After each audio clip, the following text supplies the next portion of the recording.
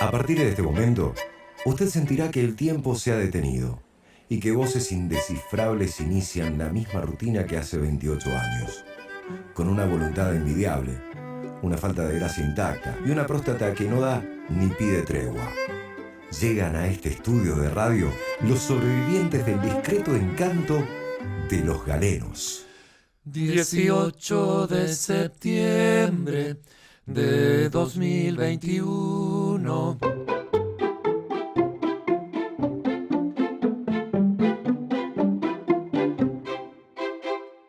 Capítulo 21. La voluntad. El programa de los galenos del día de la fecha contiene un editorial de Raúl Jiménez que estimula la circulación periférica, las palabras bordadas imprescindibles para los bajones del domingo a la noche, la antiexpectorante columna de Manolo Lafuente y la balsámica nota de Ariel Torti. Beber con moderación y evitar cambiarse de carril hasta que aclare. Comenzamos.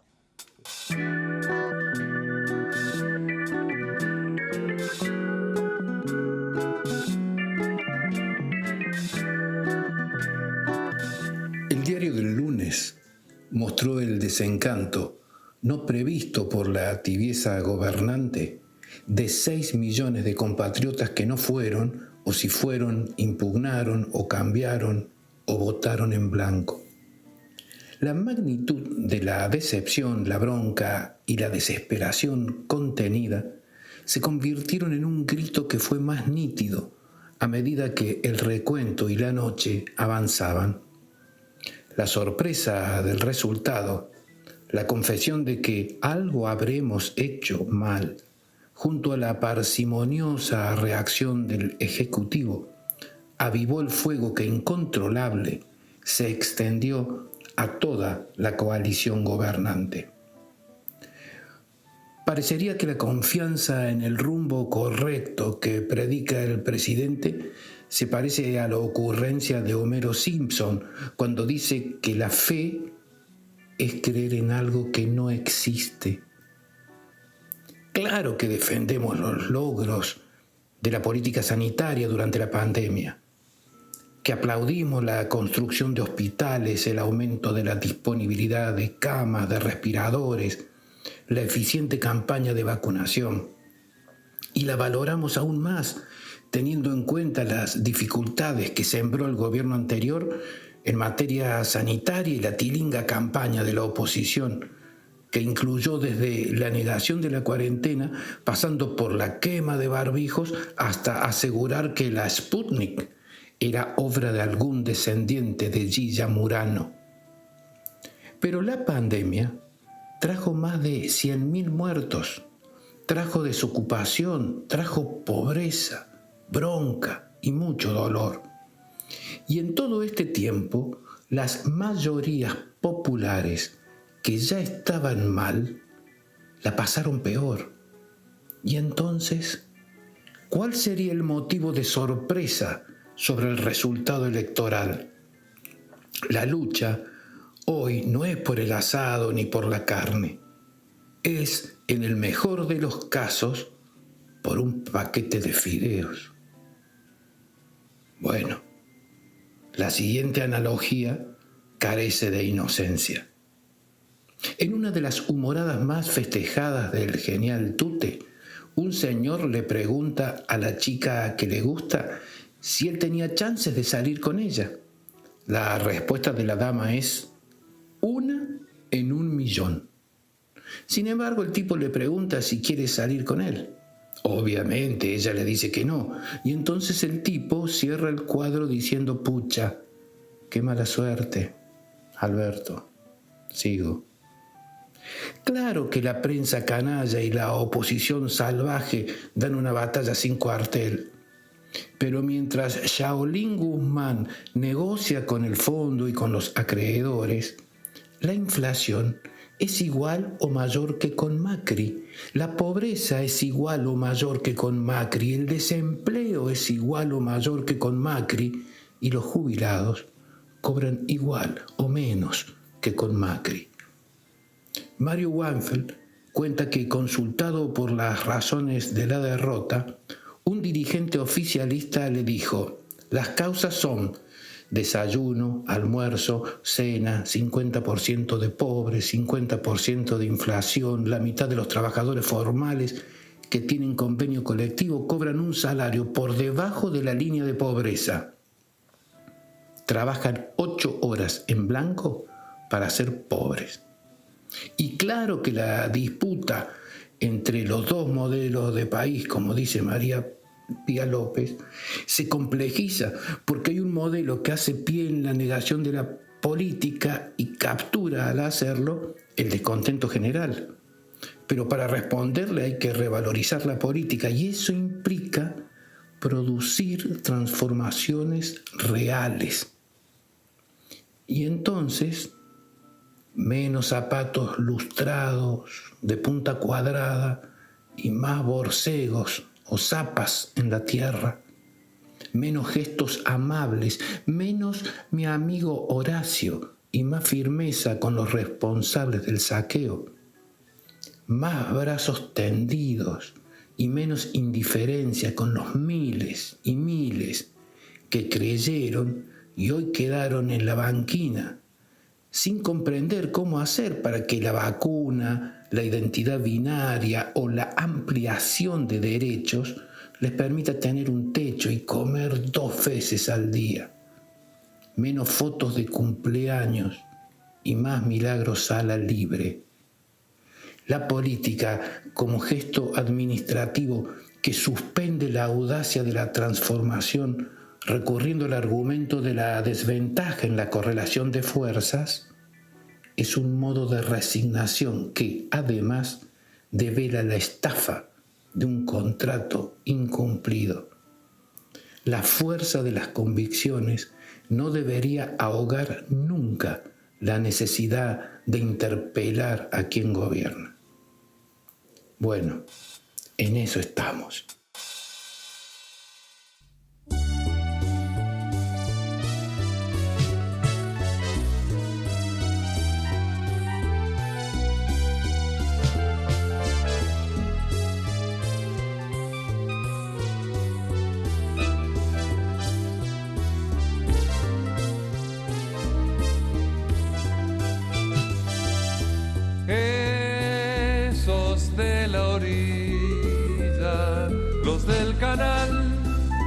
Los de la vida que andan a pie o en un camión, matan el frío con cartón. Son el populacho, les gusta el vino, andan borrachos, rezando a un Dios de carnaval, jurando fe en el basural. Si quieren ver a dónde van, prueben de comer tan solo pan. Esos de la orilla, los del canal, los de la vida saben parar un chaparrón con un pedazo de latón. Son los botezeros de mi ciudad, son los poseros, son mi país abierto en dos, algo de mí y algo de vos. Si quieren ver a dónde van, prueben de comer tan solo pan. Esos de la orilla, los del canal, los de la vida que andan a pie o en un camión, matan el frío con cartón.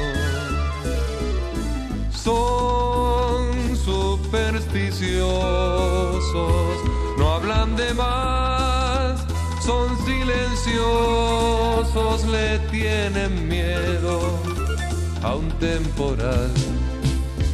A veces llevan un puñal. Si quieren ver a dónde van, prueben de comer tan solo pan. Prueben de comer tan solo pan. Prueben de comer tan solo pan.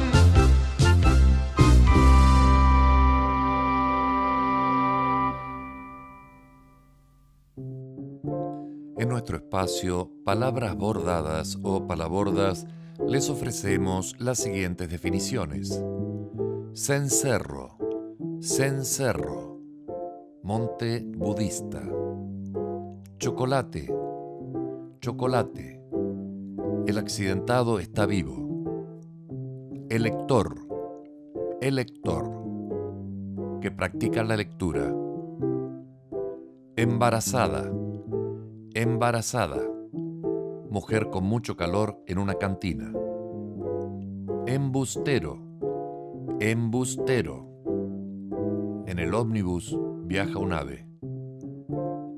Engañoso, engañoso, trampa para úrsidos. Estimado, estimado, es estafado.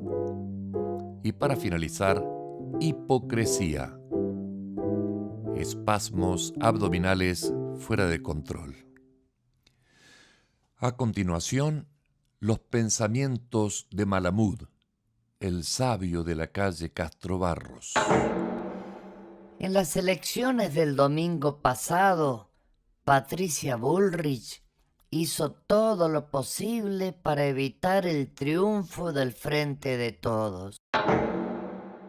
El Colorado Santilli hizo todo lo posible para evitar el triunfo del Frente de Todos.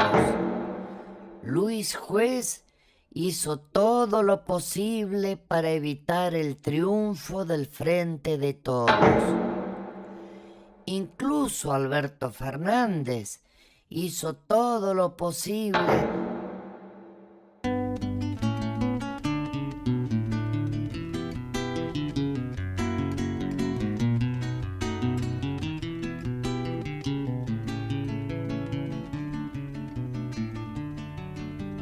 El sol, señor de los astros, como no le tengo fe, sale y se esconde, pero a mí me da igual, tengo una cita con vos. La luz que yo bien prefiero son tus ojos de carbón, lo demás ya no me importa, tengo una cita con vos. La vieja dueña de casa, como le debo ya un mes, quiere rajarme, pero a mí me da igual, tengo una cita con vos. La morada que prefiero es tu falda de algodón, lo demás ya no me importa, tengo una cita con vos. A los dueños del boliche les debemos la adición. Quieren rajarnos, pero a mí me da igual, tengo una cita con vos. El menú que yo prefiero es darte un buen mordiscón, lo demás ya no me importa, tengo una cita con vos. Su majestad financiera toda la plata guardó, que se la guarde porque a mí me da igual, tengo una cita con vos. La fortuna que prefiero es tu hermoso corazón, lo demás ya no me importa, tengo una cita con vos.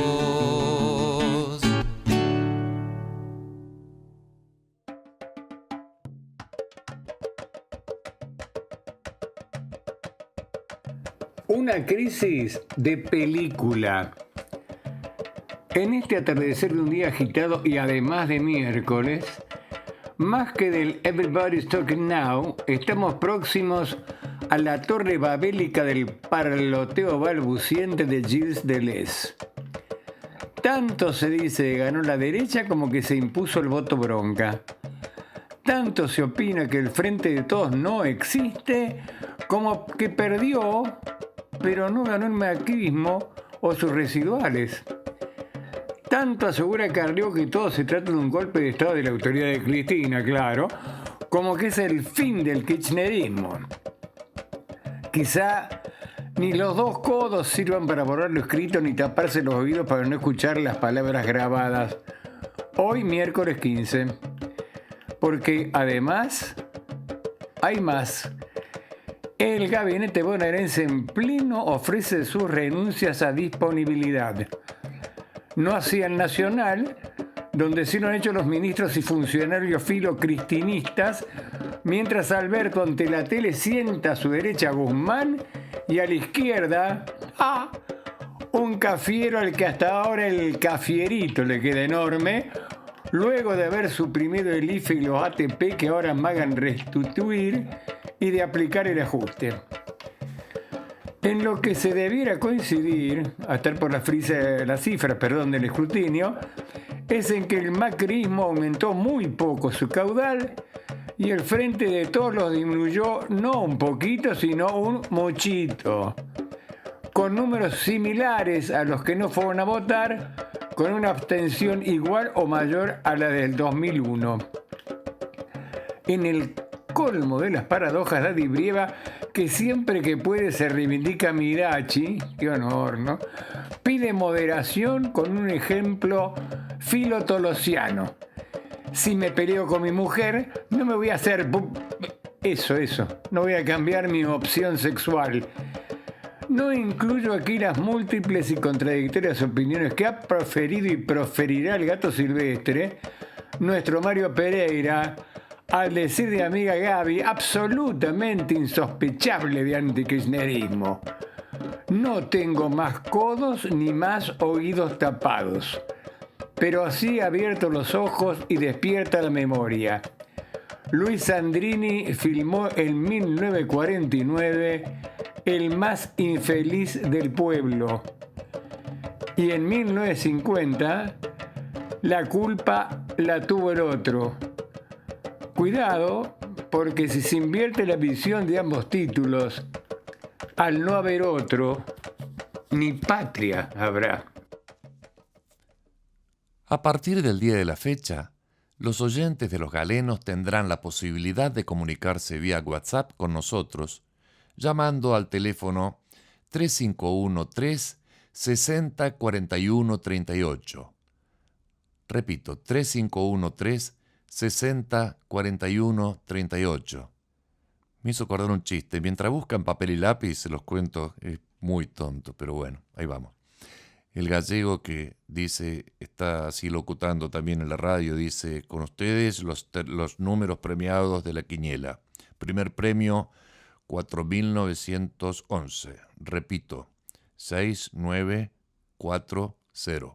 Bueno, ahora anoten, para los galenos, 3513-604138. Bueno, ahora sí, la columna de Ariel Torti. La agonía de las evidencias. En el país de no me acuerdo. Convendría asumir que para muchos compatriotas da igual un gobierno que habilita la tarjeta alimentar que otro que bate récords en fuga de dólares. Uno que restituye el rango de ministerio a la salud pública que aquel que achica el calendario anual de vacunación para las infancias.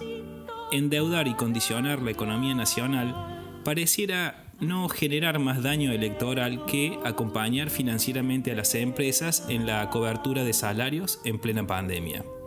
Aún no hay consenso pleno sobre la relevancia de estimular la producción nacional en detrimento de esquemas económicos que proponen tasas de interés que convierten al país en una cueva financiera.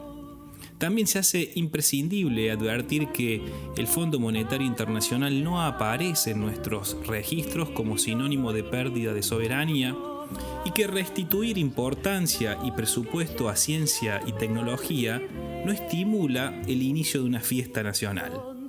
Menos que habilitar paritarias presupone superioridad ética y electoral sobre políticas que reprimen cualquier reclamo social. Si la evidencia no alcanza, ¿cómo se sigue? Asimilar semejante desolación política quizás sea el punto de partida para pensar cómo debiera ser lo que viene. Ese universo masivo de otros fluye por un andarivel que nos negamos a reconocer y que incluso enciende reacciones cercanas a la ira que subestiman desde la superficialidad de un tuit o un meme en teoría esclarecido a esos cabezas de termo que no distinguen la paja del trigo. ¿Cómo se bajan dos cambios sin perder la pasión? ¿Cómo se conversa con los que piensan distinto? ¿Cómo se habla y cómo se escucha cuando la certidumbre se diluye en el mar de las emociones? Deleuze decía que hay imágenes de pensamiento que nos impiden pensar. Y el que renuncia a pensar no cambia jamás. Dicho de otro modo, el intento por cuidarnos, por no sentirnos tan solos, nos volvió para adentro y nos dejó hablando entre nosotros, autocomplacidos, en el medio de la homogeneidad más cómoda y escribiendo panfletos para la tribuna.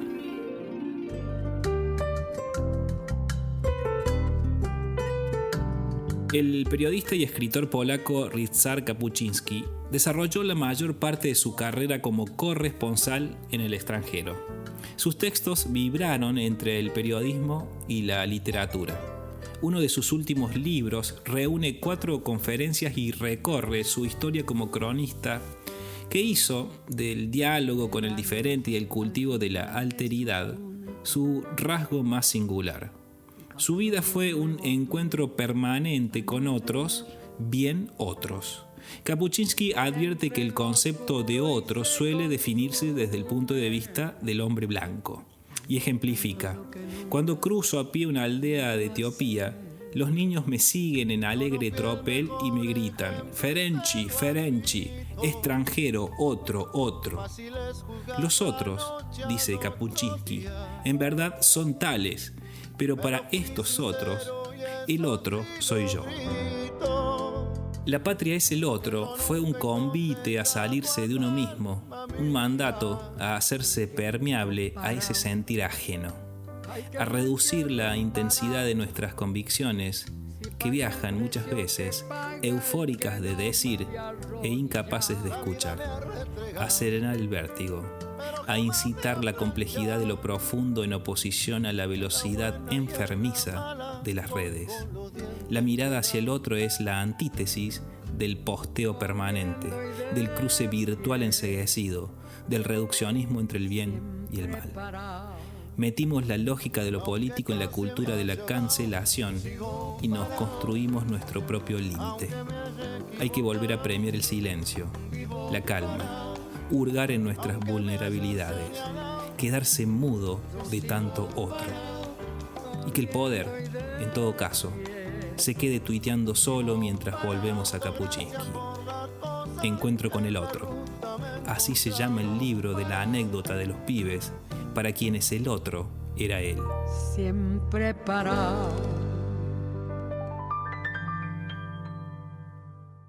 Si no tiene música, si tuviese la música de Gilda, la bailo.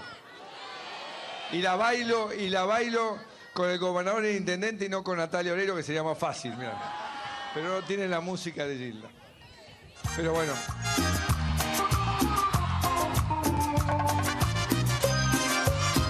No me arrepiento de este amor, aunque me cueste el corazón. Amar es un milagro y yo te amé, como nunca jamás lo imaginé. ¿Quién va a arrancarme de tu piel? Bueno. Hasta acá llego gratis. La próxima me tienen que contratar si quieren más. En julio de 2016, Mazalín Particulares cerró su fábrica en Tucumán.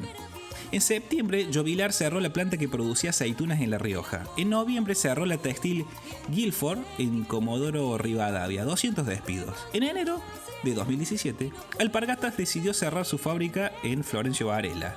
También en enero del 17, Bango cerró su fábrica de armado de computadoras en Vicente López. Ese mismo mes cerró Cerámica San Lorenzo en San Luis. En febrero del 17, Pampero cerró su planta textil en Chaco. La Serenísima cerró su planta en Rufino. Puma cerró su planta en San Agasta.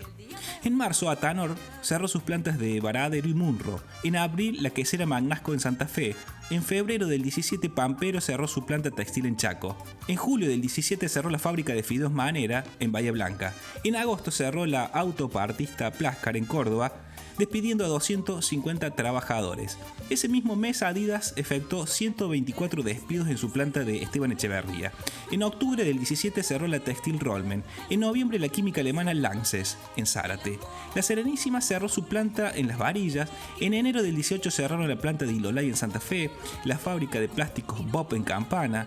En febrero del 18, BGH cerró su planta en Tucumán, Dulcor su planta aceitunera en Catamarca. Ese mismo mes cerró la histórica fábrica de media Ciudadela que funcionaba desde 1949, y el gobierno nacional en 2018 cerró Fanazul, la planta de fabricaciones militares en Azul.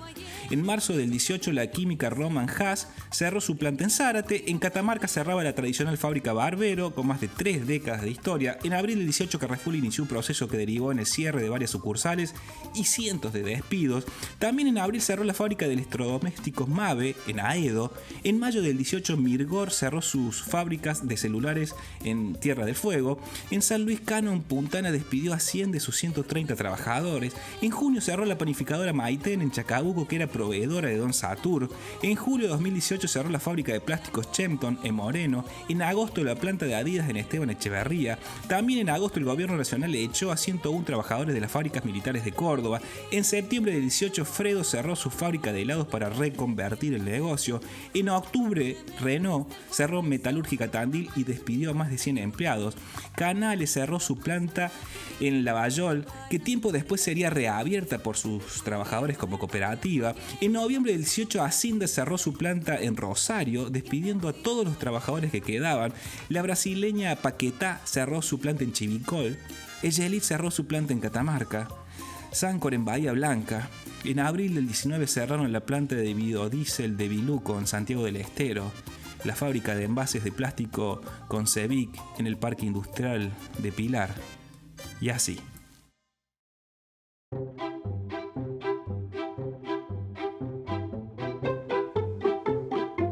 Hasta aquí Los Galenos. Usted nos puede seguir en nuestra página de Facebook, que se llama El Discreto Encanto de los Galenos, o en nuestra página de YouTube como Los Galenos. Raúl Jiménez, Ariel Torti y Ariel Borda los saludan. Hasta la semana que viene.